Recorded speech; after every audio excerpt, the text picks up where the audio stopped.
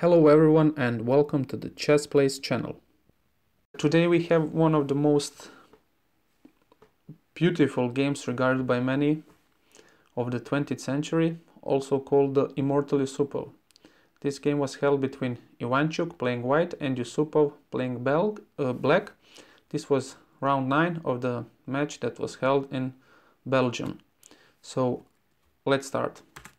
White decides to play the c4 here, an English opening, and black decides to play e5, King English variation, main line. Ivanchuk plays g3, preparing to fianchetto his bishop, but at this time this was unusual move, but since Yusupov was very experienced in the opening strategy and lines, Ivanchuk might have tried to keep him off the normal lines. White could have also played knight c3 here, and then black would play knight f6, knight f3 and knight c6, and this would be the main line. But after g3 move, black plays d6, and now we have this bishop g2 and now g6. Now black prepares to fianchetto his dark square bishop and gain some control over the a1 to h8 diagonal. And now white plays d4. And notice how black pawn can't take it, since queen takes this pawn and... Okay, let me show you. It takes d4, queen takes d4. And this position leaves white with a very small advantage. But regardless of how big it is, it's still advantage, and black has this forced move here. So after knight d4, after pawn d4, black plays knight d7, adding some protection on this e5 pawn, and at the same time develops his knight. White plays knight to c4, knight to c3, g7, fianchetto dark square bishop, knight f3, preparing to castle, knight from g to f6 also prepares to castle, and now the both players castle. Now both players are fairly equally developed in this position, both castled. However, engines give a pretty slim advantage to white in this position. Also, this game has now transposed from English opening to King's Indian defense, fianchetto variation. And now white plays queen to c2, prepares to connect these rooks, and notice how this pawn here loses one protector, because queen was protecting this pawn. And black plays rook to e8, but better move here was e takes d4, because this would have been the best move for the blacks, because from a fair small advantage that white had, it would move in black favors now. And after knight takes d4, once we move the knight out of the bishop's way on the f6, this black bishop would control this a1 to h8 diagonal and would have a very strong impact, since there are no pawns blocking its way. But let's go back to this position. So black plays rook to e8, white responds with rook to d1. Black would potentially want to move the queen to the e7 here, next move, but notice that white can play knight to d5 and threatening this queen here. In order to stop this, white played pawn to c6, controlling these two squares on b5 and d5. And now white plays b3, adding some integrity to its pawn structure, and also gives room to his dark square bishop to control this a3 to f8 diagonal. Black plays queen to e7, and now white plays bishop a3. Ivanchuk would like this bishop to pose a threat to black on a3 to f8 diagonal. And now black plays e4. Pretty brave move indeed. Threatening to take the knight here, and white can't take it because the exchange would leave black with material advantage. So white moves the knight to g5, and now black has to move this pawn, because otherwise he would lose it, because white added one more attacker here. You see, 1, 2, 3, 4 against 1, 2, 3, and black plays pawn to e3. Now forceful black, as I said, and now to f4, because maybe if white played pawn to f3, it's blocking this bishop, and also in case black attacks with this h7 pawn, this knight can't jump on f3 anymore and has to retreat to the h3, restricts the mobility of this white knight. So Ivanchuk decided to play f4 here.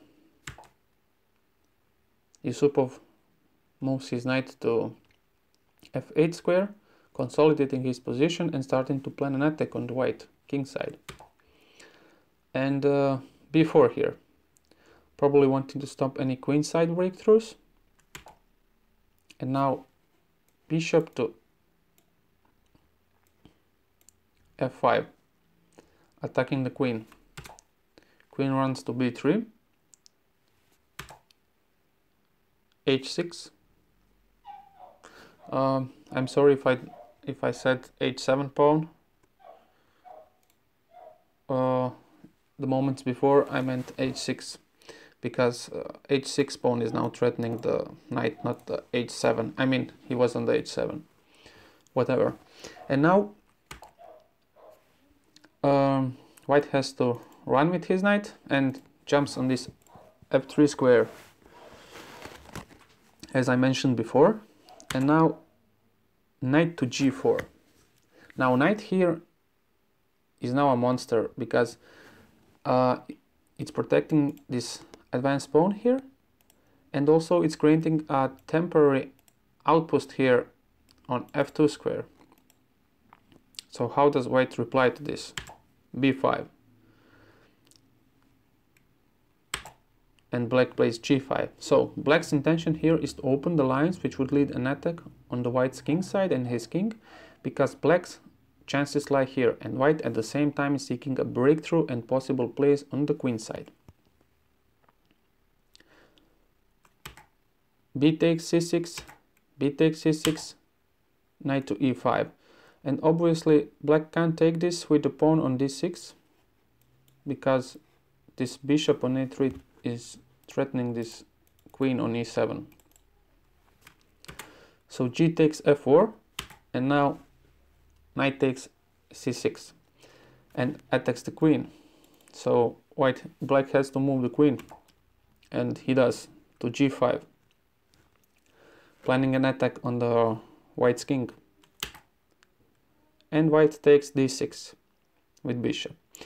And white is pawn ahead in this position, but this doesn't result in advantage, and Stockfish actually regards this position as equal. Black has good play on the king side, and white has gained space and advantage on the queen side, as it's obvious. And now knight to g6, trying to stop the check here with this knight. And now knight to d5, adding one more attacker on this e7 square. And now queen to h5, threatens to take this h2 pawn and check white's king. Now white wants to stop this and plays h4. And now can you guess what Yusupov played? I will give you 5 seconds.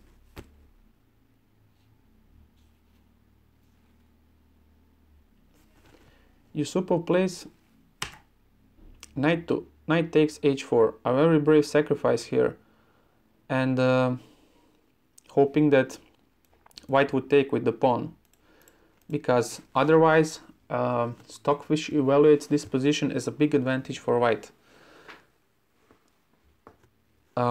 Because if white plays knight c7 and checks, and Stockfish indicates that the best move here for the black is to take it.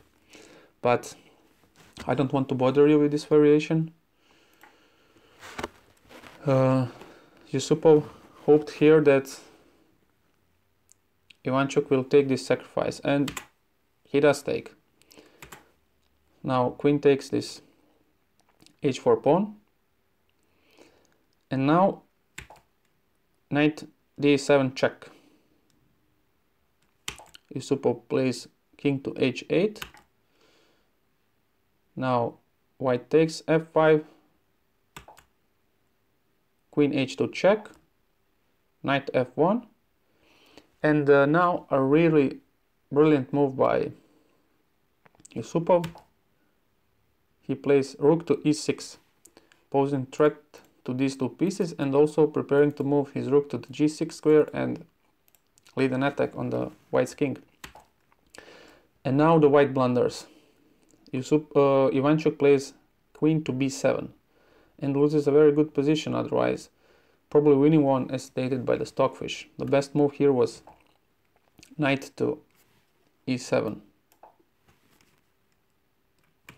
But since he played queen to b7, threatening to take this rook on a8, can you guess what Yusupov played? Rook to g6, one of the most amazing and surprising moves ever played on the chessboard. This move allows the white to capture the rook on a8, but black has a plan, a checkmate in this position later on, as you will see. So white decides to take this sacrifice, and now black plays to h7. And now Ivanchuk realizes that he has to sacrifice his queen here, because mate would be inevitable. Because let's say he decides to play queen to e8. Black plays queen to h1 check, bishop takes queen, knight check, king to e1, and then checkmate. So this rook is posing threat.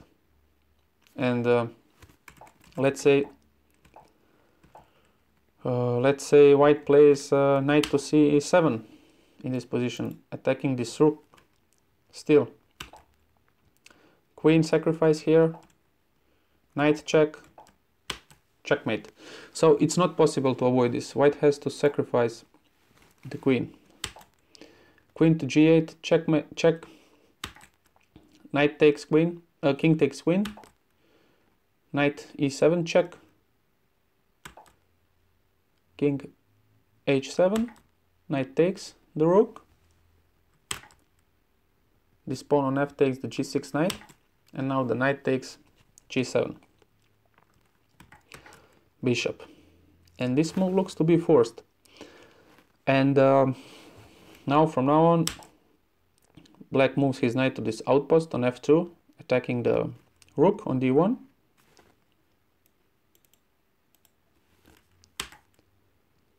White plays bishop takes f4, because not much options does he have. And after queen takes f4 bishop, white plays knight to e6. And now queen moves to this h2 position. White moves rook to b1, hoping for check here. Now knight h3. And white can't take this knight, because if white takes,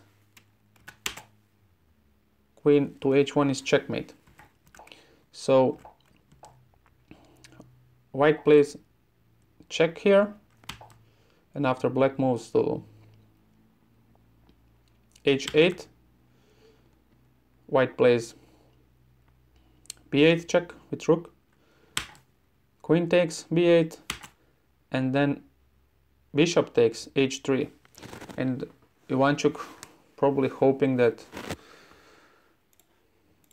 these 3 pieces will be enough to compensate for being without the queen. But after queen to g3, white resigns, because there is nothing else that can stop the f2 mate. For example, let's say e1, checkmate. So Ivanchuk had absolutely no defense here to the mate on f2. This was one of the all-time best games for Yusupov, and it was also voted as the best game of the year by the informant panel of judges. Belgian audience, of course, awarded both players with applause after the game, and thank you for staying here with me and reviewing this game. I hope you enjoyed. I will be coming up with more chess materials, and if you liked it, subscribe, and see you some other time.